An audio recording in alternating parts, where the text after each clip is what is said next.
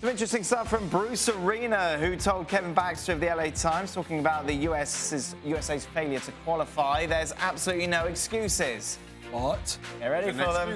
In all honesty, I think if I'd come in April, it would have been a heck of a lot easier for us to qualify for a World Cup. Remember, he came in after 2 games in the Hex. This is after 3 matches after that big win against Honduras. So they were 4. He'd had plenty of time. It seems a strange thing to say, Casey, to state that he needed more time when after 3 matches, everything was fine.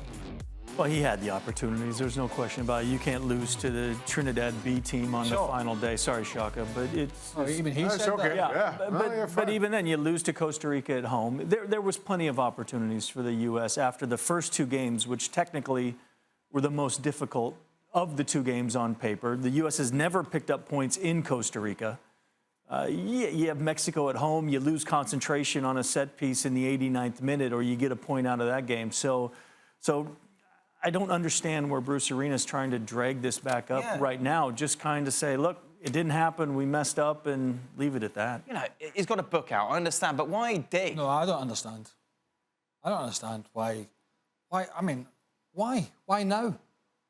Why any time? I mean, who's going to read these things? Seriously. Well, if you're going to bring it up, don't try to pass the buck where nobody's buying it. In all honesty, accept responsibility. Try your best to explain it. But the fact of the matter is, Bruce Arena was in charge of a U.S. team for 8 of those qualifying games, and those 8 went according to trend in the first 2. You lose at home to Mexico. What we saw the last 8 doesn't suggest that was an off result. Sure. And you lose away to Costa Rica. U.S. did not win a single game on the road in the Hex.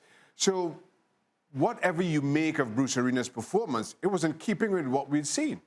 2 games, 8 games to go. Yep. So there was Jurgen got 2 out of 10, and he got 8 out of 10.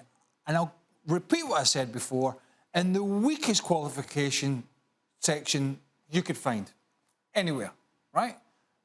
Before they even got to the last game, before Trinidad and Tobago's B team. Where are we now with the excuses? When this happened, the excuses were incredible.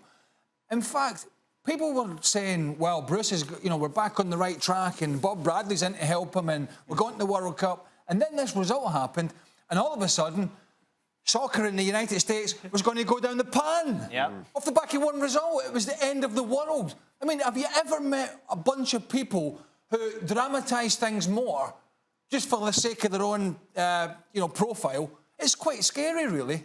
I mean, yeah, it's a blow for soccer, but, kids are still playing. Yep.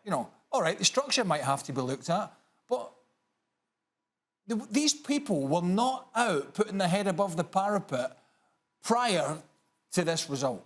Speaking of structure, this is from Arena's book via Kevin Baxter's article in the LA Times. He said, one problem, writes Arena, starts with the fact that the top ranks of soccer in the US are too insular, with the same people talking to one another rather than seeking fresh ideas and perspective from outside.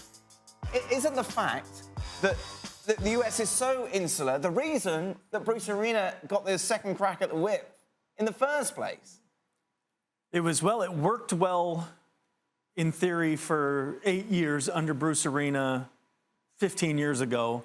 Well, we're in a little bit of a problem here, so let's just bring what worked 15 years ago back in.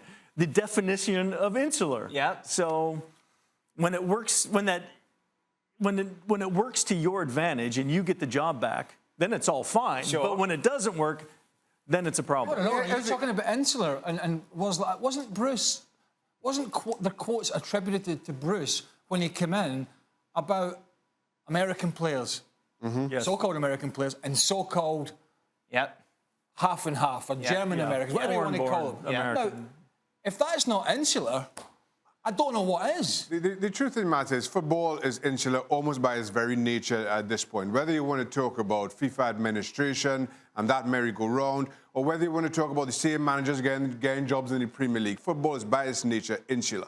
I think the US have done a better job than most in trying to be inclusive. When you talk about the players' councils and all the other councils that are involved in the administration of the game, or at the very least the politics, the US have more fail-safes than anybody else. The trouble is, those bodies are equally political and politically appointed.